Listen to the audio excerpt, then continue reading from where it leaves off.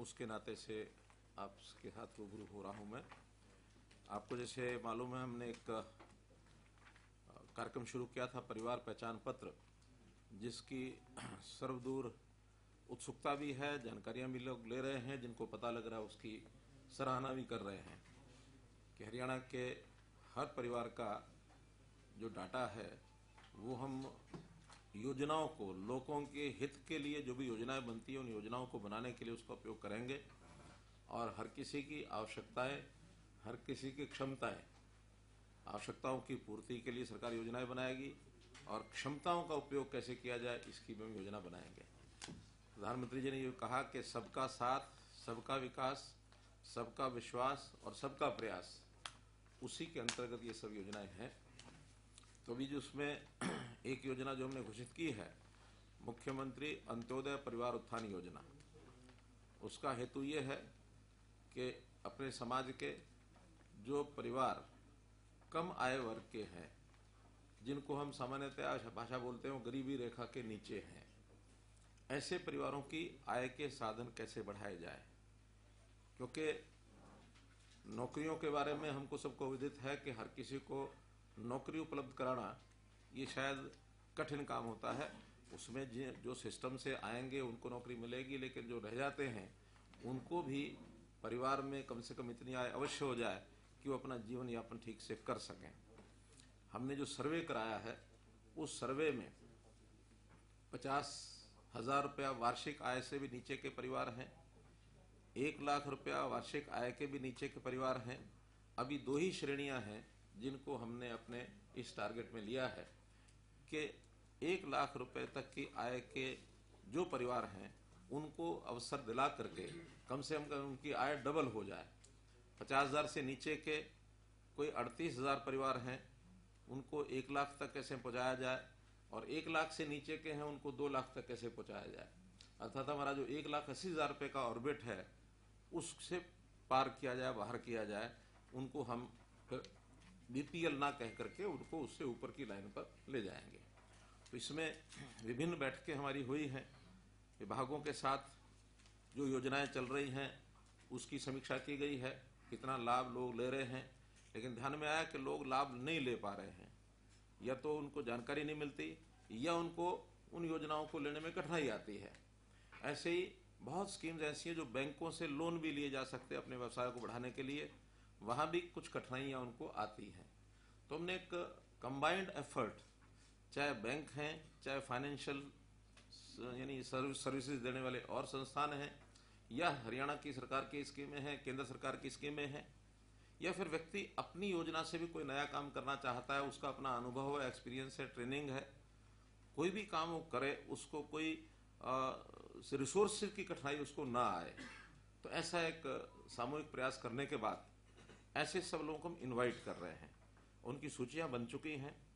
लगभग 1 लाख तक के जो परिवार जिनकी आय कम है उसमें हमारे पोर्टल के हिसाब से तो 3.25 लाख परिवार ऐसे हैं, लेकिन हम अभी 1.5 लाख परिवार उनमें से बुला करके और व्यक्तिगत उनका जानकारियां उनसे लेना, उनका इंटरव्यू लेना, कौन सी वो व्यवस्था का यानी योजना का लाभ उठाना चाहते हैं, कोई उनकी अपनी स्कीम है। तो पहले चरण में ये काम हमारा कल 29 तारीख से शुरू हो रहा है और 25 दिसंबर तक, जिसको हमने कहा है कि कौन सा दिवस, 25 सुशासन दिवस, 25 दिसंबर अटल जी का जन्मदिन होता है, सुशासन दिवस, उस दिन तक फील्ड में हर ब्लॉक लेवल पर कैंप्स लगेंगे और उन कैंप्स में उनको सबको सूचना दे करके बुलाया जाएगा। यहाँ कम्युनिकेशन सिस्टम से सीधी जानकारी भी उनको दी जाएगी और जिला स्तर पर या ब्लॉक स्तर पर जो नोडल अधिकारी हैं वो भी उनको जानकारी देंगे। एक स्थान पर सब लोग आएंगे प्रातःकाल 10 बजे से लेकर के सायंकाल 5 बजे तक, या जिन लोगों को बुलाया है उनके सबके जब तक इंटरव्यू नहीं होते तब तक वो कार्यक्रम चलेगा। पहले चरण में अभी 3 दिन के कार्यक्रम, कुल 24 ब्लॉक्स में ऐसा हमने एक शेड्यूल ये जारी किया है। 24 स्थान हैं, लेकिन उसमें किसी किसी स्थान पर 2 दिन, किसी स्थान पर 3 दिन भी, जहाँ की संख्या ज़्यादा है, क्योंकि एक दिन 500-600 लोगों से ज़्यादा वहाँ उस मेले में बुलाएंगे तो अव्यवस्था होगी। तो जहाँ संख्या ज़्यादा है वहाँ 3 दिन, 2 दिन में पूरे तो 2 दिन, और जहाँ कम संख्या है 1 दिन में उन ब्लॉक्स में इसको लगातार चला करके पूरा करेंगे। तो ऐसे 24 स्थानों का शेड्यूल ये आपको जारी कर दिया गया है। आपको दे दिया ना पत्र? हाँ, तो उस हिसाब से उन स्थानों का हमने चयन किया है। स्थान 24 जो हैं, कोशिश की है कि हर जिले में कम से कम एक ज़रूर हो जाए।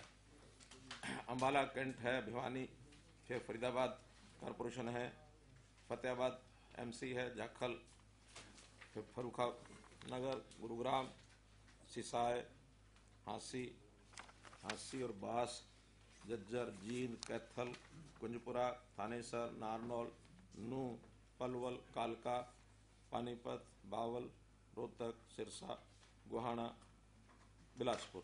तो ये कुछ स्थान हैं जहां पर ये सारे कार्यक्रम किए जाएंगे। इन स्थानों पर नोडल अधिकारी बना दिए गए हैं। एक प्रदेश स्तर का कोई भी IAS, IPS, IFS ऐसा अधिकारी वहां जाएगा।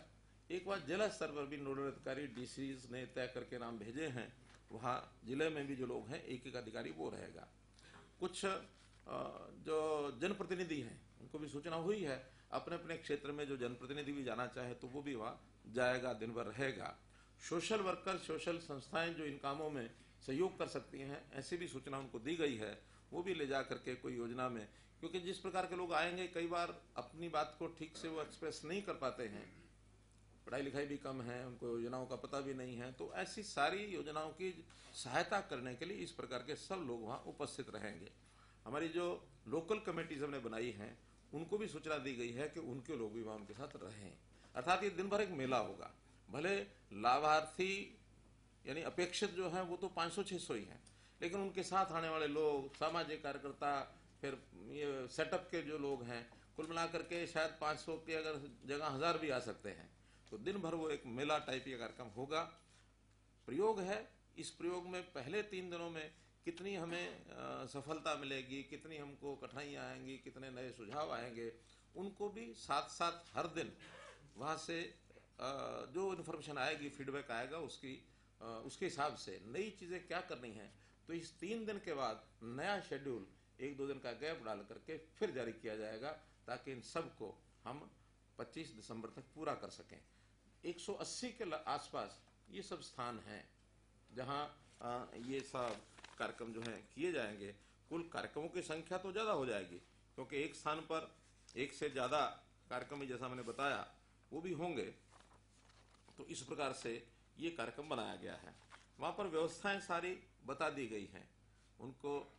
डिस्ट्रिक्ट एडमिनिस्ट्रेशन और ब्लॉक लेवल के जो लोग हैं उनको सब व्यवस्था बता दिए गए हैं। ADCs, DCs के साथ डिटेल्ड एक मीटिंग भी हुई है, और उनके साथ वीडियो कॉन्फ्रेंस भी हुई है। उनको SOP बना करके जारी भी कर दिया गया है कि डिस्ट्रिक्ट एडमिनिस्ट्रेशन ने क्या करना है, विभागों ने क्या करना है, बैंक से क्या अपेक्षा है, और जो बेनिफिशियरी, संभावित बेनिफिशियरी है, उससे क्या क्या जानकारी लेनी है। बहुत सी जानकारियां तो परिवार पहचान पत्र में ले ली गई हैं, लेकिन उसके अतिरिक्त व्यवसाय के नाते, काम के नाते, इनकम बढ़ाने के नाते उनसे भी पूछताछ की जाएगी। जो योजनाएं सारी, आपको एक पत्रक और दिया गया है जिसके अंदर योजनाओं का उल्लेख है सब। और इस योजनाओं में मैं अभी पढ़ रहा था, योजनाएं तो 50 से ऊपर लिखी हैं, लेकिन कुछ ऐसी हैं जो शायद व्यक्ति के लिए नहीं हैं, ग्राम के लिए हैं, बस्ती के लिए हैं, विभागों के लिए हैं। तो व्यक्तियों के लिए लगभग 42 योजनाएं ऐसी हैं जिसमें से व्यक्ति अपनी इनकम बढ़ा सकता है। तो उस प्रकार की ये सब योजनाएं दी गई हैं। इनके सब के वहाँ हर एक कैंप के बाहर कई जगह चार्ट लग जाएंगे। उन चार्ट्स को पढ़ेंगे, उसमें बेनिफिट यानी क्या मिलेगा उनको, लोन का मैक्सिमम लिमिट क्या है, और उसकी पात्रता क्या उसमें तय की गई है।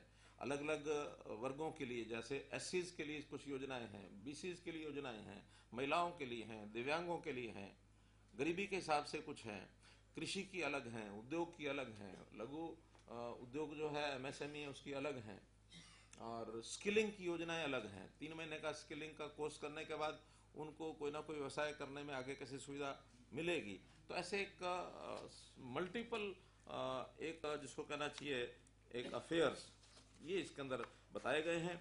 जाते ही व्यक्ति एक वेलकम डेस्क के ऊपर जाएगा, ताकि उसको कोई बात आगे कहाँ जाना है इसकी जानकारी नहीं है तो बता दी जाएगी। सब लिखित होगा तो भी एक वेलकम डेस्क होगा। उसके बाद पाँच कम से कम पाँच काउंसलिंग सेंटर्स होंगे। वो किसी भी एक काउंसलिंग सेंटर पर जाएगा, सब जानकारियाँ ली जाएंगी, उससे पूछताछ की जाएगी कि किस प्रकार का काम वो कर सकता है। कोई व्यक्ति खेती से जुड़ा कर सकता है, कोई पशुपालन की दृष्टि से कर सकता है, कोई मशरूम के नाते से कर सकता है, कोई दुकान बना सकता है, कोई सरकारी योजना उसका लाभ उठा सकता है। तो उसी हिसाब से उन काउंटर्स पर भेजा जाएगा। उन काउंटर्स पर डिटेल्ड 5-6 लोग रहेंगे, डिटेल्ड एक जानकारी उससे लेकर के उसको रिकमेंड किया जाएगा कि हाँ ये काम ये कर सकता है। एक की बजाय 1, 2, 3 भी बताया जा सकता है, इन 3 में से भी कोई कर सकता है। वो फिर बैंक्स के काउंटर्स होंगे। उन बैंक के नोडल जो बैंक होंगे उस क्षेत्र के, कहीं 5 हैं कहीं 6 हैं, ऐसे बैंक्स के सबके अपने अपने काउंटर होंगे। वो फिर बारी बारी से उनको भेजेंगे। अगर उस सामने वाले का कहीं बैंक अकाउंट है तो उस पर भेजा जाएगा, नहीं है तो किसी को भी काउंटर पर भेजा जाएगा। वो बैंक वाला उस सारे पत्रक को देख करके, और बैंक्स को हमने कहा है कि जहां कोई गारंटी की जरूरत नहीं है तो कोई गारंटी आपने पूछनी नहीं है। बहुत सी योजनाएं ऐसी हैं केंद्र सरकार की ओर से तय की गई हैं, बैंकों ने मानी हुई है कि इसकी कोई हमने कोलेटरल नहीं लेना, गारंटी नहीं लेनी है। केवल उसकी योग्यता ठीक होनी चाहिए, वो काम ठीक प्रकार से कर सकता है, ताकि एक विश्वास है कि वो अर्न करेगा और बैंक को वापस करेगा। अगर उसमें इतनी योग्यता ही नहीं है तो शायद बैंक वाले उसको रिफ्यूज करते हैं। लेकिन वो सारा काम चूंकि हमारे डिपार्टमेंट सब उसमें जुड़े हैं, उसकी काउंसलिंग कर रहे हैं, और इतनी छलनी जो सारे सिस्टम के अंदर से निकाले जाएगी उस सारे विषय को, तो बैंक्स को सुविधा हो जाएगी। फिर बैंक्स को हमने कहा कि नहीं, जो हमने तय किया है या जो हमने रिकमेंड किया है उसमें से कोई ना कोई एक काम का लोन आपने देना ही है। कुछ स्कीम्स ऐसी हैं, नई स्कीम्स मानो बन सकती होंगी, तो उसका अगर बैंक्स की जरूरत होगी तो उसका जो गारंटी है, बैंक गारंटी, वो यानी गवर्नमेंट गारंटी देगी, ताकि कल को डिफॉल्ट हो जाता है कोई एनपीए ना हो, ताकि वो गवर्नमेंट की ओर से भी दिया जा सकता है। गवर्नमेंट के पास बहुत सी स्कीम्स ऐसी होती हैं जो हम ग्रांट भी देते हैं। तो हम ये सारी चीजें उसमें सब करने के बाद और उनको वहां भेजेंगे। दिन भर का ये मेला चलेगा। हर 2-2 घंटे के लिए एक उनके स्लॉट बना करके सूचना दी गई है। अगर मैंने 500 लोग बुलाए हैं तो 2 घंटे में मानो 250 लोग बुलाए, या 100 लोग बुलाए, अगले 2 घंटे में 100 नहीं, मानो 4 स्लॉट बनाए होंगे तो 180 के लगभग दिए हमने। तो उस हिसाब से 3 बजे तक का समय दिया ताकि 5 बजे तक समाप्त हो जाए। ऐसे 2-2 घंटे के स्लॉट बना के दिए। अब ये सारी प्रक्रिया होने के बाद में जाते समय एक काउंटर और रखा हमने फॉर्म जमा कराने का। एक फॉर्म रहेगा इसके साथ, वो फॉर्म सब जगह अपने अपने कमेंट्स सबने लिखने हैं, लिख करके बैंक वाले भी लिखेंगे, और लास्ट में जो उसका फॉर्म जमा कराने का काउंटर, क्या नाम दिया उसका, फॉर्म सबमिशन डेस्क, वहां वो सबमिशन करेगा, अपने साइन करेगा और चला जाएगा। इन सब का विश्लेषण करने के बाद बैंक्स के लोग, कुछ उनकी फॉर्मेलिटी होती हैं, जैसे एक तो सिबिल, बैंक के लोग उसको चेक करते हैं कि क्या इस व्यक्ति ने पहले तो कोई लोन नहीं लिया होगा, उसमें डिफॉल्टर तो नहीं है, बड़ा डिफॉल्टर भी हो सकता है, छोटा भी हो सकता है, वो तो जानकारियां बैंक के सिविल से सिस्टम से मिलेंगी, उसको वो चेक करेंगे। अगर उसमें कोई छोटा मोटा फॉल्ट है तो कल को सरकार को कोई योजना बनानी होगा, बनाएंगे। लेकिन ये सब अगले 10 दिन तक बैंक की प्रोसेस चला करके उसमें निर्णय लेकर के, जब ये 25 तारीख तक कंप्लीट हो जाएगा सब, तो जनवरी में इनके सबके सेकंड कैंप लगेंगे, और सेकंड कैंप में जिनके लोन सैंक्शन उनको लोन दे दिया जाएगा, जिनकी कठिनाई होगी उस कठिनाई को दूर करने की कोई स्कीम सरकार को बनानी होगी वो बनाएंगे, या कोई नई योजना अगले को देनी होगी। कोई मानो लगता है हमें भी इसको लोन देने के बजाय इसको तो कोई छोटा काम किसी प्राइवेट इंडस्ट्री के साथ ये लग करके काम कर सकता है, इसको सैलरी मिल जाए, या इसको अनपढ़ ही है बिल्कुल मजदूरी का ही काम कर सकता, तो मनरेगा का अंदर काम उसको दिलाया जा सकता है। तो बैंकों के अंदर कोई डिफॉल्ट इस प्रकार का मिलता तो उनको बिना लोन के भी उनकी इनकम कैसे बढ़ सकती है, इसकी योजना बनाई जाएगी। लेकिन जनवरी में इन सबको लोन दे दिए जाएंगे। तो इस सारे चरण में अभी 1.5 लाख परिवारों को बुलाया गया है। 1 लाख परिवारों को सहायता जरूर हो जाए, मानो 50,000 का एक छोड़ भी दे इस प्रकार के लोगों का जिनकी सहायता नहीं हो पाएगी, तो 1 लाख का ये पहला टारगेट इस 2 महीने के चरण में पूरा करेंगे, और उसके बाद फिर सेकंड फेज में बाकी जो लोग बचे उनको लिया जाएगा। तो इतना ये एक कार्यक्रम है आपको बताने के लिए। और इसमें आपको लगता है कि कोई सुझाव है, कोई बात ऐसी है जो पूरी नहीं हुई है, उसमें अधूरी रह गई है, या कोई आपको लगता है उसमें और कुछ जोड़ा जा सकता है? बोलिए। एक विषय ये है, जैसे लास्ट ईयर और कोरोना का क्या है, मतलब पीपल जो है, बहुत सारे लोगों का, जो खासकर लोअर मिडिल में जाए, बहुत लोगों का खराब हुआ है। इसमें आपको देखना पड़ेगा कि 2 साल के अलावा उनका बैकग्राउंड और क्या है, क्योंकि 2 साल में जब आमदनी में प्रभाव आया तो ऐसे नहीं मिल पाएगा उनको लोन भी, और बैंक बिना आपके कहे क्या दावा कुछ कर रहे हैं, लेकिन वास्तविकता कुछ और है। जो लोग जा रहे हैं बड़े परेशान हो रहे हैं। नहीं, सिबिल में तो केवल जिन्होंने पहले लोन लिया हुआ है 2 साल में और कमाई ना होने की वजह से सबका डिफॉल्ट हुए हैं, बहुत ज्यादा डिफॉल्ट। तो एक बार ये फिगर जब आएगी उसके बाद विचार करेंगे। उनको कोई छूट देनी है, कंसेशन देना है, कुछ और करना, तो विचार बाद में करेंगे। लेकिन आज की डेट में तो एक बार ये एनालिसिस सारा हो जाएगा, उसके बाद इसकी कोई जो हो जाएगा। नहीं, ठीक है, आपकी अच्छी बात है कि अच्छा काम करने वाला व्यक्ति भी किन्हीं कारणों से कोविड में तो बहुत लोगों के बिजनेस भी कम हो गए, उनके डिफॉल्ट भी हुए होंगे सब। हालांकि हमने कंसेशन भी बहुत दिए हैं, बहुत लोगों के इंटरेस्ट माफ़ किए हैं, बहुत लोगों की पेनल्टीज माफ़ की हैं। और कोई योजना हो सकता है बैंक ने ऐसी बनाई हो, नहीं बनाई तो बैंक को भी कहा जा सकता है कि ऐसे कोविड के कारण से। वैसे मैं कल किसी एक सज्जन से बातचीत कर रहा था, तो ऐसे ही छोटा काम वो करता है ब्याह शादी के विषय को लेकर के, तो कहता जी जितना कोविड में हमने नुकसान पाया था, ये पिछले 2 महीने में ही काफी कुछ पूरा हो गया, और 2 महीने ऐसी सीजन चलता रहा तो हम कोविड वाला सारा ठीक कर लेंगे। 2 साल का सिबिल नहीं, ठीक बात। 1 लाख बुलाएंगे उनको कैसे रैंडम 1 लाख तक लिया है, या उनको सिलेक्शन कैसे हो रही है? नहीं, अभी सिलेक्शन नहीं, अभी तो जो भी 1 लाख से ऊपर के लोग हैं उनमें से जिनकी वेरिफिकेशन हो गई है, वो 3-3.5 लाख जो मैंने बताया, उनकी भी वेरिफिकेशन चल रही है। वेरिफिकेशन होने में जिनका एक्चुअल में 1 लाख से कम है, उनको हमने सबको बुला रहे हैं। 3-3.5 लाख के बाद बहुत लोगों की भी वेरिफिकेशन पूरी नहीं हुई है। वेरिफिकेशन होते होते हो सकता है 2 महीने में ये काम पूरा हो जाए, उसके बाद फिर 1-1.5 लाख और निकलेगा। वो बुलाएंगे हम सबको, ये सहायता सबको देनी है। बैंक वालों से की ओर से कोई मनाही नहीं है, वो कहते हैं ठीक व्यक्ति को लोन देने की हमें कोई आपत्ति नहीं है, हमारा सारा। और कुल मिलाकर के कोई बहुत बड़ी अमाउंट जाएगी ऐसे नहीं। 1 लाख परिवारों को अगर ऑन एवरेज 1 लाख भी जाए, सबको 1 लाख की जरूरत भी नहीं होती, कोई तो 10,000 से 20,000, 30,000, 40,000 इतना लोन भी लेते हैं, तो कोई 2 लाख 3 लाख भी ले सकते हैं। अगर एवरेज 1 लाख हो और 1 लाख परिवारों को दिया जाए तो सिर्फ 1,000 करोड़ जाता है। और 1,000 करोड़ यानी 40 बैंक हैं हरियाणा में छोटे बड़े, एवरेज तो 25 करोड़ रुपया जाता है, तो बैंक के लिए कोई बहुत बड़ी बात नहीं है। तो ये वो तो कहते हैं और इससे डबल भी लाएंगे। हमारा पैसा तो डूबना नहीं चाहिए, एनपीए नहीं होना चाहिए, उनको एक ही गारंटी चाहिए, पैसा जितना मर्जी दिला सकते हैं उनको। सरकार की परिवार उत्थान योजना जो आपकी है, ये परिवार पहचान पत्र के डाटा के साथ जुड़ी हुई है। परिवार पहचान पत्र की आईडी अभी तक प्रदेश में कितनी बन चुकी है सर? आंकड़ा क्या है, कितनी आईडी बन चुकी है? और अभी भी कुछ लोग जो परिवार पहचान पत्र नहीं बनवा रहे हैं, तो कारण क्या है सर? कुछ लोगों में ये जो डर है कि अगर हमने परिवार पहचान पत्र बनाए तो हमारे इनकम सोर्स का पता लगेगा, हमें सरकार से कोई बुढ़ापा पेंशन या कोई सुविधा मिल रही है वो बंद हो जाएगी। तो ये इस तरीके की भ्रांति नहीं, आप जो कह रहे हैं उसमें कोई गलती भी नहीं है, और उसमें कोई हमारा गलत उद्देश्य भी नहीं है। आखिर सब जानकारियां सरकार के पास होनी ही चाहिए।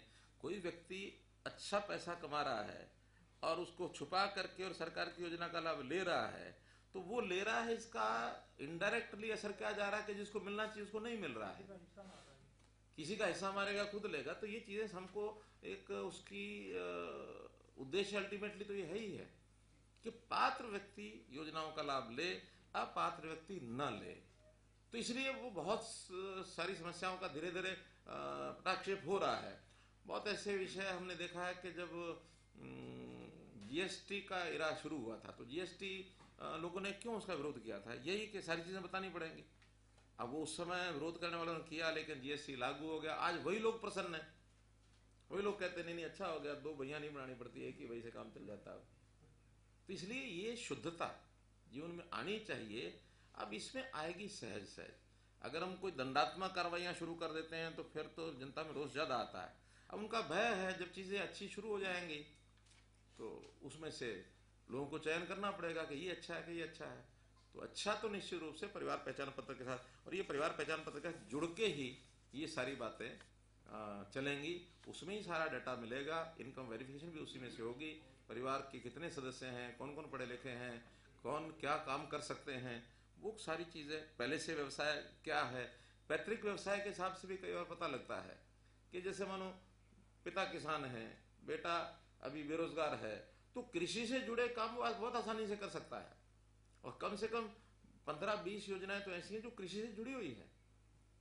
आज थोड़ा विमुख होता जा रहा है क्योंकि उस प्रकार का खेत में हल चलाने की उसका मन करता नहीं है, उसको लगता है कोई आसान काम मिले। लेकिन जैसे नए नए काम शुरू हो गए हैं, मशरूम फार्मिंग है, फिशरीज है, पशु पालन का काम है, या इसी प्रकार के पिगरी है, फ्लावर की मार्केट है, पोल्ट्री है, ये सारी चीज़ें अब खेती के साथ जुड़ रही हैं। तो ऐसे फूड प्रोसेसिंग के छोटे छोटे काम हैं, इनको सबको काम करने से व्यक्ति आज 15-20 हज़ार रुपया महीने का कमाना बहुत कठिन नहीं है। अगले का मन बढ़ना चाहिए, उसको थोड़ी ट्रेनिंग होनी चाहिए, उसका एक विश्वास बढ़ना चाहिए। अभी विश्वास में कमी है, मैं काम करूंगा तो पता नहीं फेल ना हो जाऊं, पता नहीं घाटा ना हो जाए। तो ऐसे कामों की, और अभी तो कई बार क्या है, व्यक्ति हार करके उसको करता है कि जब 30-35 साल का हो जाता है ना, अभी अब नौकरी का तो गुंजाइश बची नहीं, चलो कुछ ना कुछ कर लो।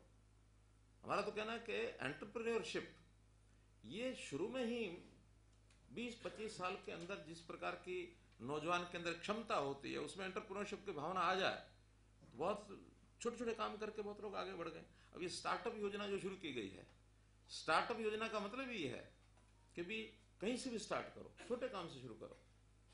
स्टैंड अप इंडिया जो शुरू किया, अनुसूचित जाति के लोगों को, इनको खड़ा करना है तो इनको कुछ सहायता करो। सर, वृद्ध अवस्था पेंशन का परिवार पहचान पत्र में कुछ आंकड़ा निकल कर आया कि कितने लोग ऐसे हैं जो अभी आज तो इनकम बढ़ाने की बात करो।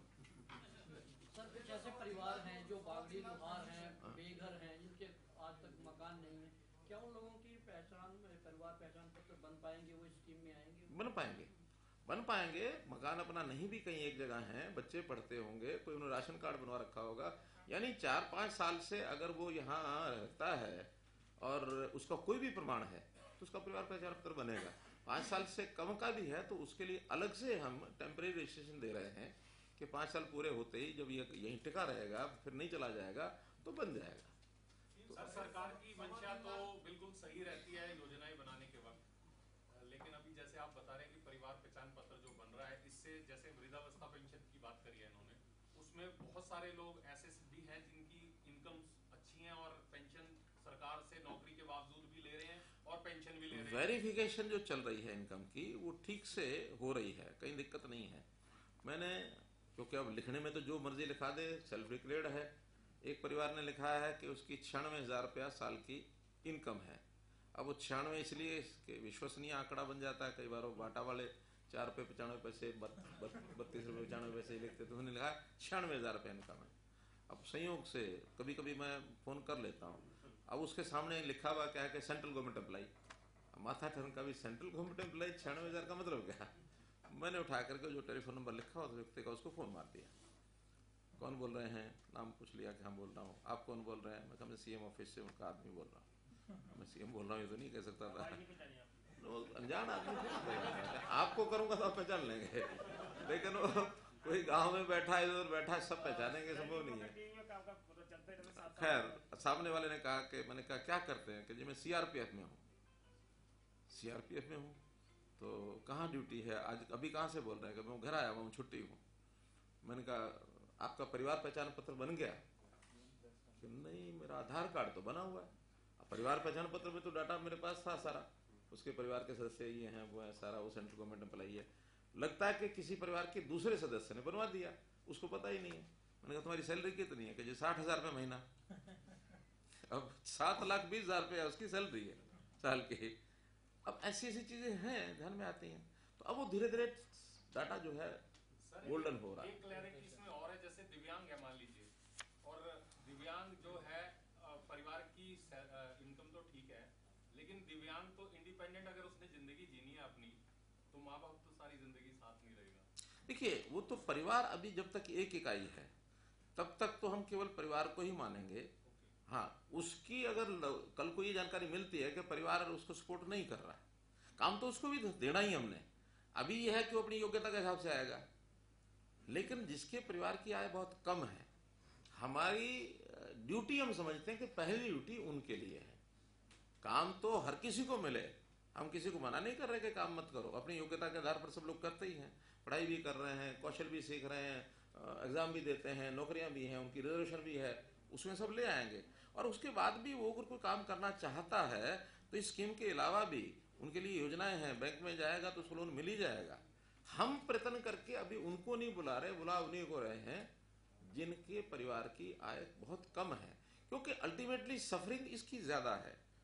जिसके परिवार में 10 लाख रुपया साल का आता है, लाख रुपया महीने का आता है, और उस परिवार में अगर कोई बीमार भी हो गया तो कुछ ना कुछ करके कर लेगा, उसको अपने मकान की भी आवश्यकता तो बना लेगा, उसके घर में एक दिव्यांग है तो उसकी सेवा वो कर लेगा, वृद्धजन है उसकी सेवा वो कर लेगा। लेकिन जिसके घर में है ही कुछ नहीं, सेवा भाव ये है, तो हम एक ड्यूटी के नाते लाइन से हट करके ये कर रहे हैं। पहले पीछे सर, ये नहीं, हाँ। 3 दिन के जो आपके मेले लगेंगे, इसमें जो एलिजिबल बेनिफिशियरी सामने आएंगे, उनको योजनाओं का लाभ कब से मिलना शुरू होगा? कोई ऐसा भी मैंने अभी guideline 2 है? चरण, सर, है ना सर? नहीं बता दिया 2 चरण बताए हैं मैंने। इस चरण में तो सारा एक सर्वे हो रहा है, एक काउंसलिंग हो रही है।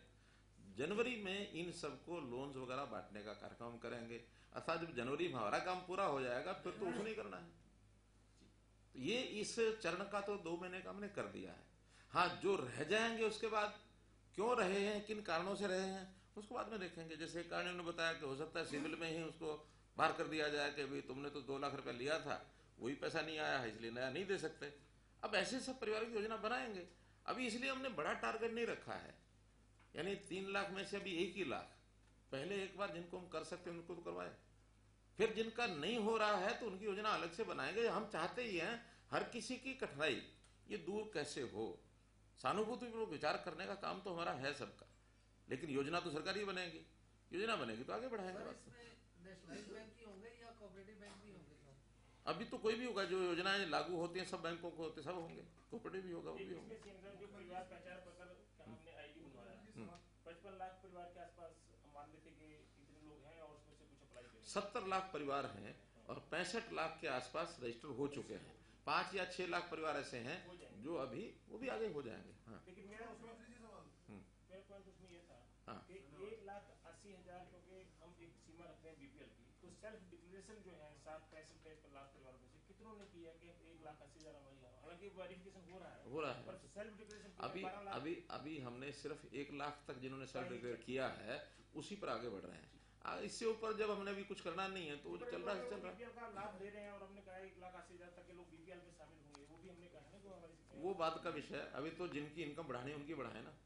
हाँ। सर मैं ये पूछ रहा था सवाल कि जो 3.25 लाख आपने कहा कि फैमिली रहती है जिनकी आय 1,50,000 रुपए, तो ये कुल जो हमारी जनसंख्या है उसका कितना हिस्सा है और क्या ये वेरीफाइड है कि जो उन्होंने दावा किया वो सही है? मैंने बताया वेरिफिकेशन चल रही है और जो वेरीफाइड हो गए हैं, अभी 1 लाख से नीचे वाले 1.5 लाख परिवार वेरीफाई हो गए हैं। जिन 1.5 लाख को हम बुला रहे हैं अभी वेरिफिकेशन का काम चल रहा है, लेकिन वो कुल जो 1 लाख से नीचे वाले जिन्होंने रजिस्टर कराया है वो 3.25 लाख के ऊपर है। तो ये बहुत बड़ा हिस्सा नहीं सर जनसंख्या का, गरीबी रेखा से नीचे यहाँ पर? नहीं, देखिए कुल मिला के परिवार 70 लाख परिवार है, तो उसमें हिसाब से 3 लाख देखा जाए बहुत बड़ा नहीं है। कल ये एक आंकड़ा छपा है कि 12% लोग हमारे हरियाणा के वो गरीबी रेखा से नीचे हैं। क्या 12 पॉइंट समथिंग? हाँ, कल ही छपा ये नीति आयोग ने छापा। तो ये नीति आयोग के अपने सर्वे के सिस्टम रहते हैं, उन्होंने छापा। राष्ट्रीय स्तर से कितना सर उसके बराबर? राष्ट्रीय का तो बहुत ज्यादा है, राष्ट्रीय ज्यादा होगा। हमारा हरियाणा स्टेट कंपेरेटिवली बाकी स्टेट्स की तुलना में अच्छा है। सीएम साहब, प्रत्येक जिले में मेले का आयोजन किया जा रहा है, तो प्रत्येक ब्लॉक में तो कुछ जगह ऐसी होंगी जो दूर दराज के लोग होंगे तो उनको लाने और ले जाने की सुविधा सरकार की अभी कोई ऐसी योजना नहीं है, अभी तो बुला रहे हैं। और एक ब्लॉक केंद्र ऐसा नहीं होता कि कोई आते जाते नहीं है, सामान्य भाई ब्लॉक में 20-30 किलोमीटर में ब्लॉक होता है, सेंटर में आएगा तो 10 किलोमीटर 15 किलोमीटर। इतनी भी स्थिति आज नहीं है किसी की कि वो 10-15 किलोमीटर जा करके कहीं नहीं जाता, अपने निजी कामों से जाते ही हैं लोग। रोजगार के लिए प्रेरित करें तो चिपके तो आएगी, वो तो आएगा यार, उसको लाभ दे रहे हैं। और ऐसी अगर बहुत छोटी छोटी चीजों में पड़ेंगे तो फिर उसकी सीमा नहीं है कोई। सर 12% की अगर बात करें जो भी आप बता रहे हो, आपके कार्यकाल के दौरान ये घटा है या बढ़ा है? अभी तो डाटा नीति आयोग का अभी आया है और पहले क्या हुआ है आगे जरूर कम करेंगे हम। निश्चित करेंगे। सर एक सवाल है, जिस तरीके से आप लोन देने की बात कर रहे हैं, तो जिनको लोन मिलेगा क्या उनके फर्स्ट 6 मंथ का ईएमआई जो होगी वो वेव ऑफ होगी या नहीं होगी? बिकॉज ये लोग पहले से ही हैंड टू माउथ है। अब जिसकी 1 लाख तनख्वाह है, सालाना इनकम है, अब वो 8,000 9,000 इतना कमा रहा है, अब वो 6 महीने तक अगर उसको वेव ऑफ होता है उसके बाद कुछ पैसा कुछ आमदनी जुड़ेगी। ऐसा बहुत सारी स्कीमें पहले ऐसी बनी हैं, उसमें से आदमी बढ़ता नहीं है आगे। यानी जब उसकी ट्रेनिंग हम करा रहे हैं और फिर इनकी लगातार काउंसलिंग करेंगे। आज लोन देने के बाद भी सब परिवारों को काउंसलिंग, कि उसको ये काम करने के लिए कहा था, काउंसलिंग हुई थी, तो हम उस सारा नेटवर्क में उसको लाएंगे ताकि उसके काम का ध्यान भी रख सके। आज क्या होता है, परिवार की फाइनेंशियल मैनेजमेंट ये अच्छी नहीं है। कमाई कम है ऐसा नहीं है, किसान हो, मजदूर हो या दुकानदार हो या कोई भी हो, बहुत अच्छा कमाने वाले भी शाम को बस। सर इनको जो लोन पे जो रेट ऑफ इंटरेस्ट है वो क्या रियायती होगा? कुछ स्कीमें ऐसी हैं जिनमें रियायती है, कुछ में सबवेंशन है। कई बार जैसे बैंकों का 7% हो तो उसमें केंद्र सरकार का 3% फ्री होता है। कई जगह पर हमने भी 4% फ्री किया है। वो स्कीम पर डिपेंड करता है। लेकिन इसके लिए कुछ और भी सोचना होगा तो सोचेंगे, कोई दिक्कत नहीं है। हम चाहते हैं कि व्यक्ति की, परिवार की इनकम बढ़े और कैसे वो 1,80,000 से बाहर निकले। तो उसके लिए गरीबों के लिए हर प्रकार की योजनाएं बना सकते हैं। कोई सुझाव किसी का आएगा तो फिर विचार करेंगे। तो सर मेरा इससे हटके सवाल है सर, जिस तरह से 1 मिनट में हटके करना है तो मैं समझता हूँ अंत्योदय मुख्यमंत्री परिवार अनुत्थान योजना का ये विषय हम यही करते हैं, समाप्त करते हैं। अब बताइए सर, जिस तरह से अगर बात करें देश की विदेश की नए वेरिएंट की बात आ रही है कोविड-19 को लेके, एहतियात बरती जा रही है, इंटरनेशनल फ्लाइट कई जगह बंद हो चुकी है। अगर राज्य की बात करें, क्या एहतियात बरती जाएगी? कोई एडवाइजरी जारी करने का विचार है सर इस पूरे मसले को? देखिए, अभी हर 15 दिन बाद ये एडवाइजरी हमारी होती है। सुरक्षित हरियाणा क्या है, महामारी अलर्ट सुरक्षित हरियाणा। और 15 दिन वाला जो है, आज संडे है ना, कल सुबह से लागू हो गया, कल वो आ गया है। तो बहुत सुझाव आए थे कि इसमें ढील करो, इसमें ढील करो, इसमें ढील करो। लेकिन इस नए वेरिएंट के कारण से हमने पिछले बार वाला जो भी सूचना थी उसी को रखा है। अभी कोई ढिलाई और नहीं बरती है। केवल ये बड़ी बड़ी गैदरिंग्स, मेले वगैरह हैं, इसमें हमने डिप्टी कमिश्नर को ऑथराइज किया है कि कहीं पर्टिकुलर कोई मेला हो उसकी परमिशन देते समय जितनी इंस्ट्रक्शंस दी हुई है पहले की, वो प्रिकॉशंस बर्थ करके उनको इंस्ट्रक्शन दे सकते हैं। जैसे पिछली बार मुझे याद है कि यमुनानगर के डीसी ने कपाल मोचन मेले की परमिशन दी थी और सारी व्यवस्था वहाँ की थी। मैं स्वयं वहाँ गया, जा करके वहाँ आया, देखा है। ऐसे ही अब इस अगले 15 दिन में ये शुरू हो रहा है गीता जयंती का कार्यक्रम, अंतर्राष्ट्रीय गीता जयंती का, तो कुरुक्षेत्र डीसी को कह दिया गया है ऐसे बड़े जो मेले हैं उसमें व्यवस्थाएं सारी ठीक रखें, प्रिकॉशन बरतें। जैसे ना कि hope for the best and be prepared for the worst also. तो इसलिए उन सारी चीज़ों की सावधानी है। और हम अभी जैसे रोजाना के आंकड़े हम देख रहे हैं तो कोई ऐसा वेरिएंट हरियाणा में तो अभी ध्यान में नहीं आया है, लेकिन संख्या जो है वो लोवेस्ट 95 गई थी, अभी 140 के आसपास है। तो 140, 95, ये 50 की संख्या है। 2-3 जिले ऐसे हैं जहाँ डबल डिजिट में है, बाकी 8 जिले ऐसे हैं जहाँ 0 हो चुका है। वैसे 12-13 जिले ऐसे हैं जैसे कहीं 1, कहीं 2, कहीं 4, कहीं 5 ऐसे केसेस हैं।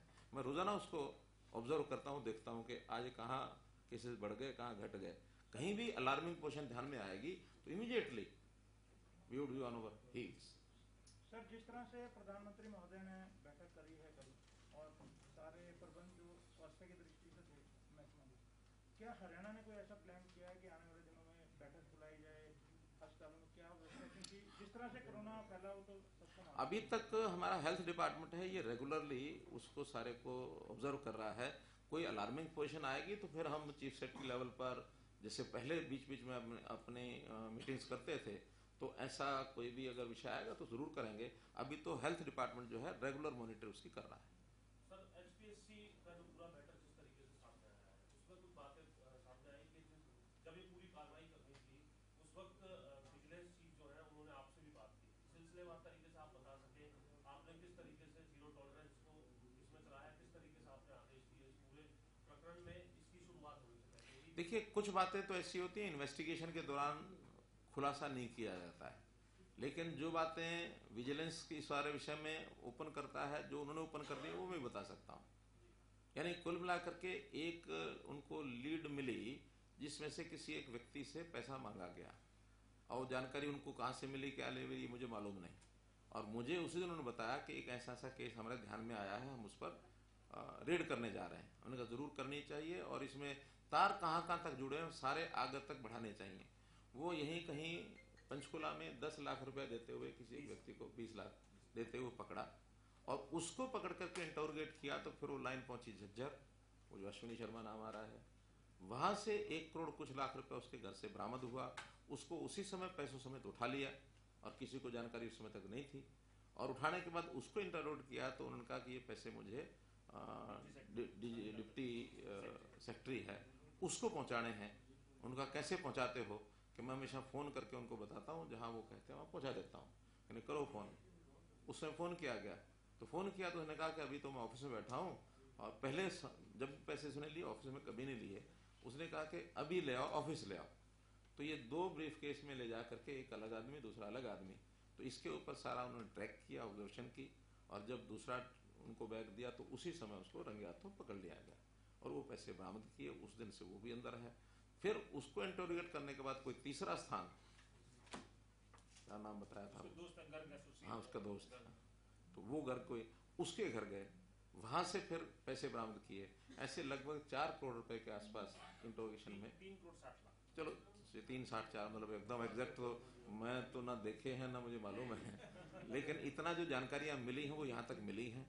उसका अब चूँकि जुडिशियल कस्टडी में है, सारे विषय आगे बढ़ेंगे चलेंगे, और ये सारे लिंक कहाँ तक है, कैसे हैं, उन सब चीज़ों की जानकारी जैसे जैसे मिलती जाएगी वैसे वैसे कार्रवाई करेंगे। हमने पूरी छूट विजिलेंस को दी है, और विजिलेंस ने कहीं लापरवाही नहीं बरतनी है, कहाँ तक चीज़ पहुँचती है वहीं तक पकड़ेंगे। लेकिन ये जो सारे गिरोह हैं ये बहुत डीप रूटेड हैं, बहुत पुराने हैं, और जानकारियाँ तो ये हैं कि 20-20 साल से इनके गिरोह बने हुए हैं, और एक सिस्टम से काम करते रहे हैं। अब हमने चूंकि उसको क्रैक करना शुरू किया है, पहले आपने देखा पेपर लीक आउट में 48 लोग उस समय पकड़े गए थे, और इस समय जो पकड़े गए हैं और भी इसमें अगर ध्यान में आएंगे तो उनको सबको पकड़ेंगे, किसी को छोड़ा नहीं जाएगा। कोई जानकारी किसी के पास हो वो हम तक पहुंचाए। मैंने अपने विपक्ष के मित्रों को भी कहा है कि अंधेरे में तीर ना मारें, जानकारी हो तो हमको बताएं, हमें ना बताएं। मान लो उनको लगता है कि हमारे तो पॉलिटिकल इंटरेस्ट इसमें जुड़े हुए हैं कि हम सत्ता पक्ष को ना बताएं, तो भाई विजिलेंस को बता दो, नहीं तो पुलिस को बता दो, और वहां तक भी ना जाओ तो सीधे कोर्ट में बता दो। कोर्ट में भी जाके बताया जा सकता है कि हमारे पास ये एक इन्फॉर्मेशन है, आप आदेश करिए इनके खिलाफ FIR कराई जाए, कोर्ट से ऑर्डर लेके आ सकते हैं। तो इसलिए कहीं कोई किसी को संकोच करने की जरूरत नहीं, हिम्मत करने की जरूरत है। जो हिम्मत करेगा वो ये काम करेगा, और केवल थोथे तीर, फोके तीर ये चलाएंगे तो वो राजनीति हो रही है। एक करके एक करके हाँ,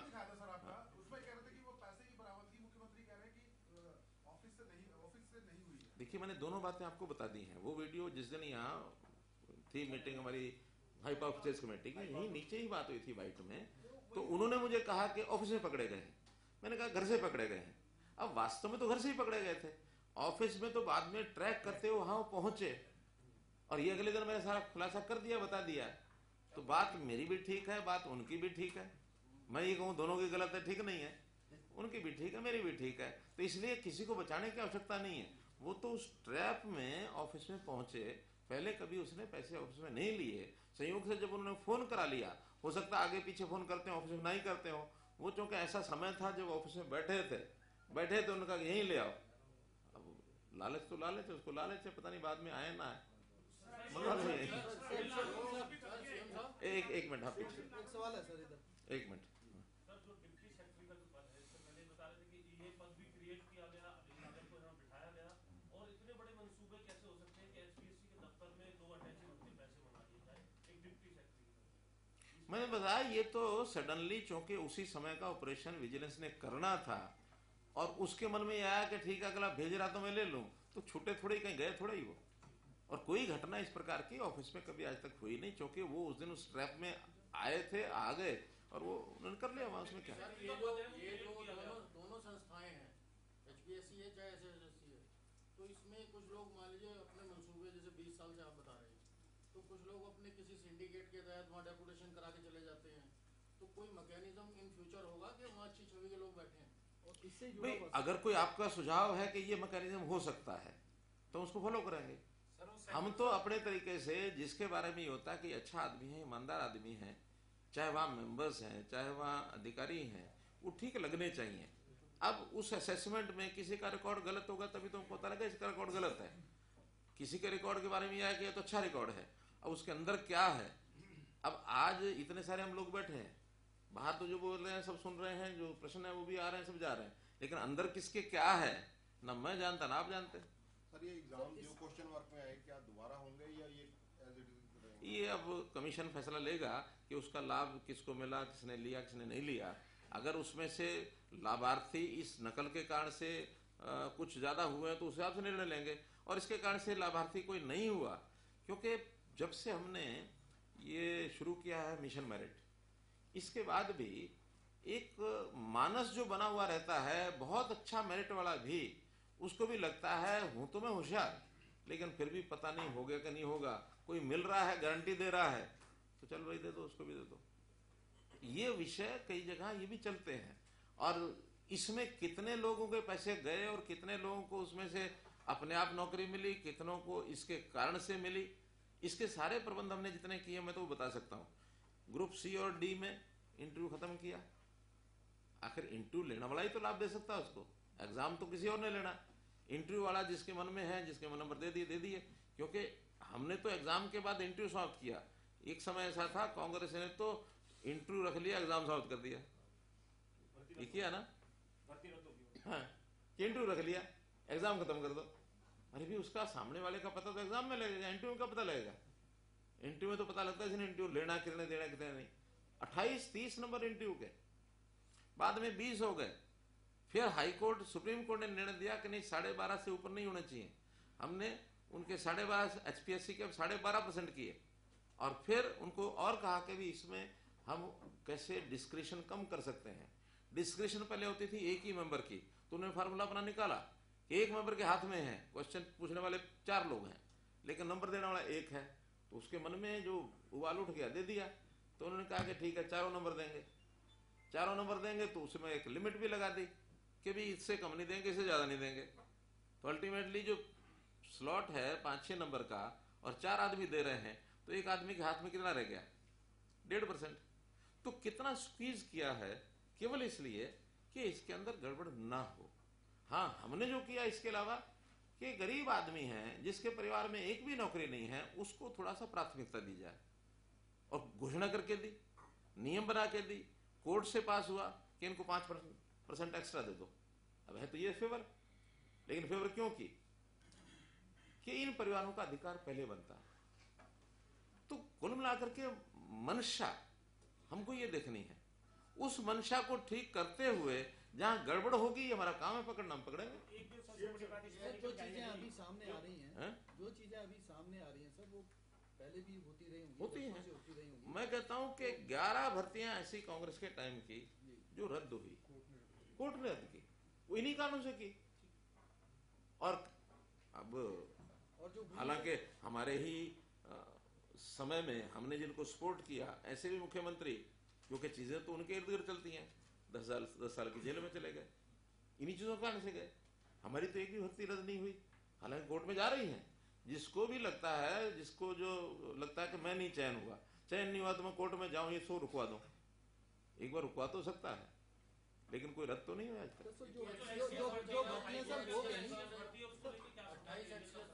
उनकी स्क्रूटनी की भी व्यवस्था है, जो हो चुकी है सर, भर्तियां हुई जो, उनकी भी कोई स्क्रूटनी होगी। देखिए जहां कहीं कोई शंका आएगी, कोई विवाद आएगा, कोई लगता है गड़बड़ हुई, उसकी स्क्रूटनी करेंगे। हम यूं सारी हम 80,000 की 90,000 की स्क्रूटनी का अर्थ क्या है, कोई अर्थ नहीं है।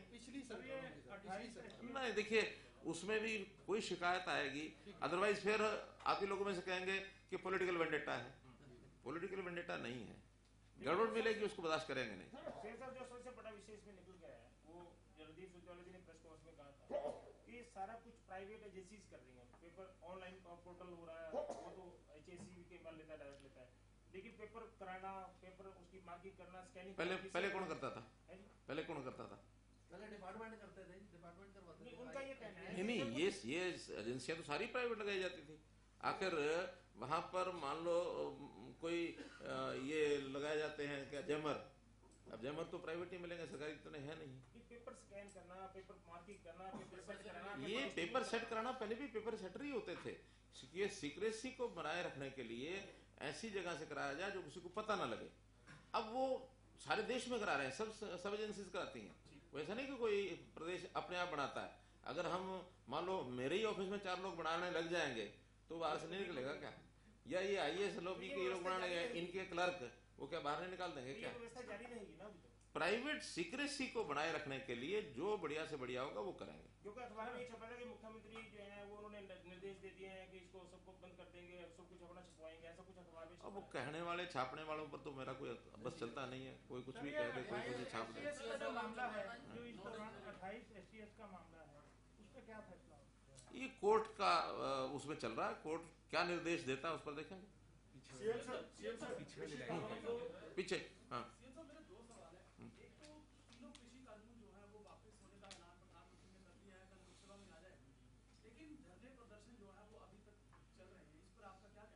देखिए, मेरा कुछ कहना नहीं है। ये तो जो धरने प्रदर्शन कर रहे हैं, कहना तो उन्हीं का चलेगा। हाँ, शांति बनी रहे, लैंड ऑर्डर न बिगड़े। सर MSP को लेके जैसे भी आपकी मीटिंग हुई थी, तो MSP में अगर कुछ फसलें, किसके साथ मीटिंग हुई थी? प्रधानमंत्री। मैं स्पष्ट कर चुका हूँ कि प्रधानमंत्री जी के साथ इस विषय पर कोई बात नहीं हुई। नहीं, उसमें फसलें अगर MSP के अंदर कुछ और जोड़ दी जाए, सारों पे ना दिया मैंने जाए। बताया इस विषय में अब अंतिम यही है कि एक कमेटी बनाएंगे। उस कमेटी में जो वैज्ञानिक हैं कृषि के उनको भी रखेंगे, कृषि की अर्थव्यवस्था देखने वाले जो एक्सपर्ट हैं उनको भी रखेंगे, आंदोलनकारी जो किसान हैं उनको भी रखेंगे, केंद्र सरकार के लोग भी रहेंगे, प्रदेशों से भी कुछ जनप्रतिनिधि लाएंगे। ये घोषणा उन्होंने की है और ये कमेटी कभी भी घोषित होगी वो बैठ के विचार करेगी, जो करेगी करेगी। पीछे मैंने तो अपील कर दी।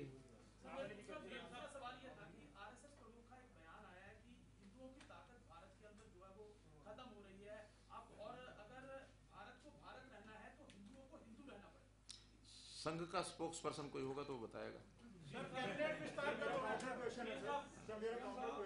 कृषि संगठनों ने केंद्रीय कृषि मंत्री के साथ एक सवाल उठाया है कि आंदोलन के दौरान जितने भी मुकदमे उन पर दर्ज हुए हैं, तो कृषि मंत्री ने कहा कि इसका जो जिम्मेवारी है उत्तरदायित्व राज्य सरकार को दे दिया है। तो क्या हरियाणा सरकार इन मामलों को रद्द करेगी?